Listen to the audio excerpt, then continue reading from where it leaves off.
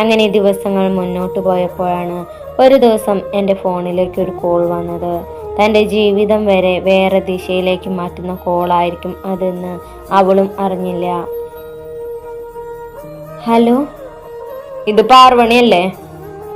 അതെ, ആരാണ്? ഞാൻ ശിവയുടെ ഡാഡിയാണ്.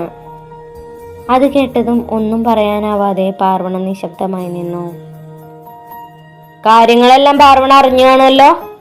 സത്യ, അവൾ ശിവയ്ക്ക് വേണ്ടിയാണ് കാത്തിരിക്കുന്നത്. ശിവയ്ക്ക് അവളെ ഇഷ്ടമാണ്, പക്ഷെ നീയുമായുള്ള കല്യാണാണ് അവനെ സത്യയിൽ നിന്നും പിന്തിരിപ്പിക്കുന്നത്.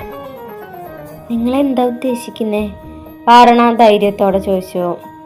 ഡിവോഴ്സ്, ഒരു മ്യൂച്വൽ ഡിവോഴ്സ് ആണ് ഞങ്ങൾ ഉദ്ദേശിക്കുന്നത്. ഞാനൊരു ഡിവോഴ്സ് നോട്ടീസ് അയച്ചിട്ടുണ്ട്. അത് ഉടൻ അവിടെ എത്തും. അതിലൊന്ന് സൈൻ ചെയ്താൽ മാത്രം മതി. ശിവ, എനിക്ക് വിട്ടുതരാൻ പറ്റില്ല. അവനില്ലാതെ എനിക്ക് ജീവിക്കാനും കഴിയില്ല.